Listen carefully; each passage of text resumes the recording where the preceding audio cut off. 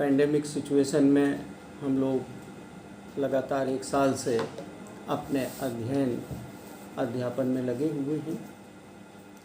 बहुत सारे उतार चढ़ाव, स्वास्थ्य संबंधी दिक्कतें हम लोग लगातार फेस करते आ रहे हैं,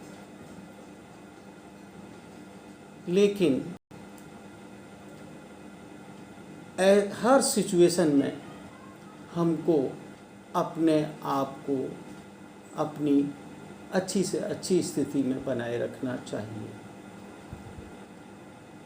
हमारे पढ़ाने के तरीक़ों में भी बदलाव आ गया है।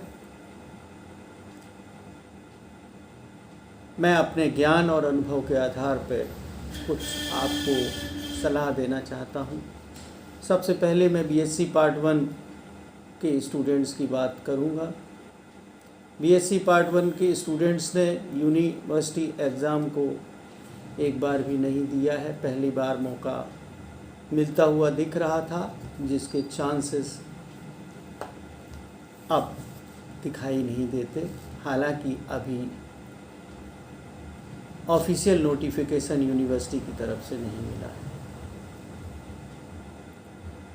मेरा ये मानना है कि चाहे वो किसी भी क्लास के स्टूडेंट्स हों, सभी को बीएससी या एमएससी पास तो करनी है।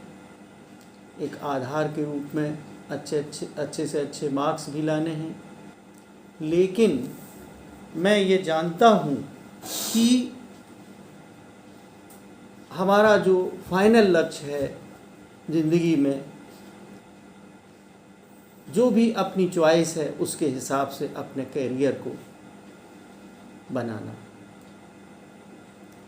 No doubt everyone is full of desires. Practically how much he avail, that is only counted. और इसके लिए अपनी डिज़ायर्स को फुलफ़िल करने के लिए ज्ञान का होना ज़रूरी है। हर कॉम्पिटिटिव एग्ज़ामिनेशन में जो भी अच्छे स्तर के हैं उसका एक सिलेबस होता है, और वो सिलेबस एक दिन में कंप्लीट नहीं होता है। जो भी आपने 12th तक पढ़ा है और उसके आगे लगातार ईयर वाइज आप उससे ज्ञान जो अवेल करते आ रहे हैं, वो बहुत महत्वपूर्ण हो जाता है कि ज़्यादा से ज़्यादा जानें, अपनी मेमोरी में उसको स्टोर करें, समझ के साथ और डेटा वाइज दोनों तरीके से हमको करना है।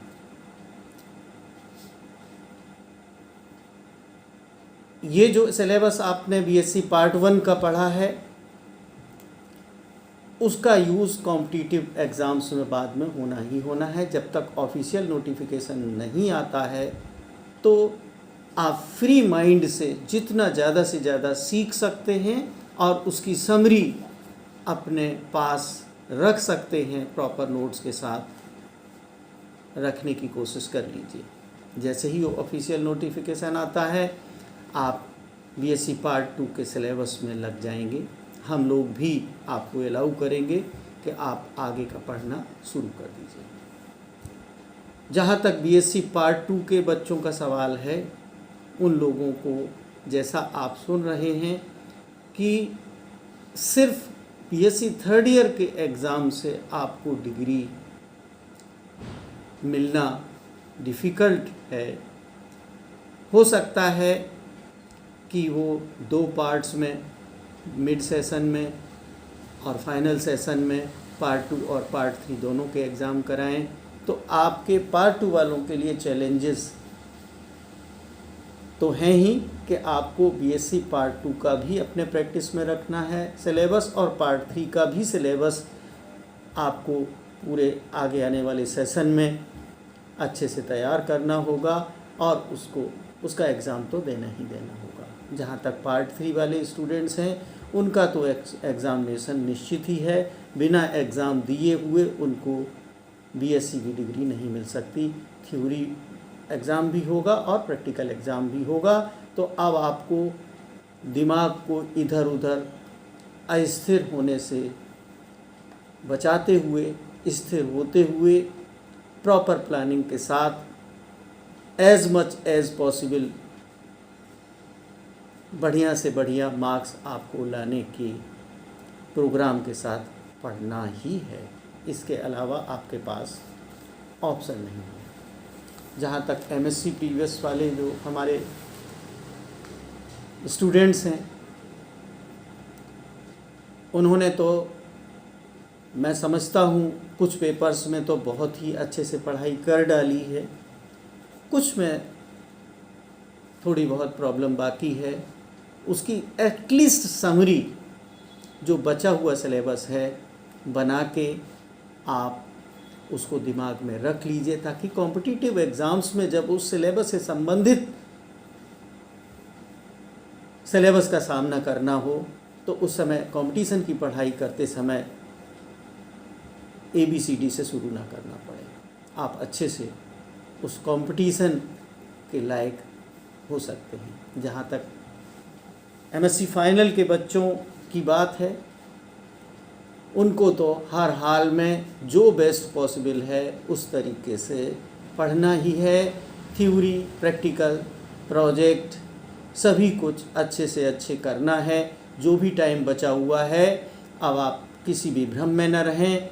पढ़ने और ज्ञान के अलावा अपनी एग्ज़ामिनेशन के सिलेबस के हिसाब से प्रैक्टिस करने के अलावा कोई दूसरा ऑप्शन नहीं बचा है। मैं कुछ बातें एक्स्ट्रा भी आपसे करना चाहता हूँ। आप इस भ्रम को निकाल दें कि जगह बहुत महत्वपूर्ण होती है।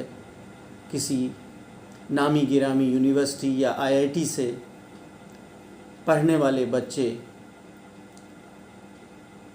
और आप में कोई अंतर नहीं है, बस आपके स्वयं की सोच पर निर्भर करता है। आप कॉम्पिटिटिव एग्ज़ाम्स में बैठने के लिए समान रूप से एलिजिबल हैं। आप कोई भी कॉम्पिटिटिव एग्ज़ाम है उसको भी उसी सिलेबस को फेस करना है और आपको भी वही सिलेबस फेस करना है। मेरे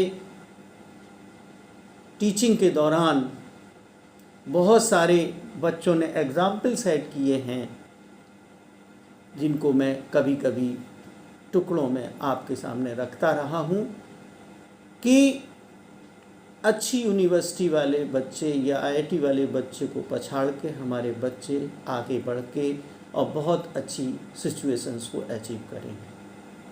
मैं एक बार और कहना चाहता हूँ, हमारे फिज़िक्स डिपार्टमेंट की फैकल्टी भी इक्वली एलिजिबल है। उसी लेवल की हम लोग इतने कम संसाधन होने के बावजूद रिसर्च में भी इन्वॉल्व रहते हैं, जिसको डिस्कस करने का आपके साथ मौका ही नहीं होता। वर्कलोड बहुत ज़्यादा है हम लोग के पास, तो ना हम अपने आप को कभी भी IIT के प्रोफेसर या किसी यूनिवर्सिटी के प्रोफेसर से कम समझते हैं। आपको भी अपने आप को IIT या किसी यूनिवर्सिटी के स्टूडेंट से अपने आप को कमतर आंकना है। जब तक ये भावना नहीं होगी तब तक आप बहुत अच्छे एग्ज़ाम में नहीं पहुंच पाएंगे। जहाँ तक लेबोरेटरी की बात है, हम लोग बहुत ही रफ टाइप के जो सामने सामने दिखने वाले कम संसाधनों और कम इंफ्रास्ट्रक्चर वाले एक्सपेरिमेंट्स को डील करते हैं। इनमें अगर आपने सही ढंग से प्रैक्टिस जारी रखी तो सीखने का मौका इसी में ज़्यादा होता है, क्योंकि आगे जाके आपको प्रैक्टिकल्स बहुत ज़्यादा नहीं करने। जो एडवांस स्टेज पे जो IITs वगैरह में होती हैं, जो एक्सपेरिमेंटल सेटअप होते हैं, ज़्यादातर मतलब सिर्फ आपको थोड़ा बहुत कंप्यूटराइज्ड उस पर काम करना होता है। आपको अंदर का जो प्रैक्टिकल का जो एक तरीके से स्वरूप है वो देखने को नहीं मिलता, वो डिब्बे में बंद होता है। आप अपने आप को ये माने कि हम फीस भी कम दे रहे हैं, साथ साथ हम सीख भी ज़्यादा रहे हैं। अनुभव बहुत मिल रहा है। हम सोने की खदान में हैं। अगर आप प्रॉपरली डील करेंगे तो यहाँ से सोना आप निकाल के अपने कैरियर को बना सकते हैं। मैं अपनी बीएससी के टाइम पे लिखी हुई इसी संदर्भ में 2 लाइनें सुनाना चाहता हूँ। जिनको जीना है ज़िंदगी में, जिनको जीना है ज़िंदगी में मात्र मकसद के अनुदिश, नापते हैं अपने आप को तूफान चलने के परदिश। बस मैं लास्ट में यही कहना चाहूँगा कि आप इन विषम परिस्थितियों में भी नॉलेज ज़रूर गेन करिए। बिना नॉलेज के अपने सपनों को साकार करने में दिक्कत आती है। अपनी इंट्यूशन को पहचानने की प्रैक्टिस हर एक को कोई करना चाहिए। हर थॉट इंट्यूशन नहीं होता है। जो इंट्यूशन होता है वो ईश्वर, अल्लाह, वाही गुरु की ही आवाज़ होती है, उन्हीं का निर्देशन होता है। वह हर प्रकार से बचाने में आपको सक्षम है। बस इतनी ही बात मैं कहना चाहूँगा। मैं बहुत आपको शुभकामनाएं देता हूँ। आप अपने धैर्य, साहस, लगन और बुद्धिमानी का उपयोग करते रहेंगे, आलस को पूरे तरीके से त्यागेंगे तो निश्चित रूप से जैसे आप अपने सपने बुनना चाहते हैं उसके आधार पर आप अपना भविष्य भी बना सकते हैं। बहुत बहुत शुभकामनाओं के साथ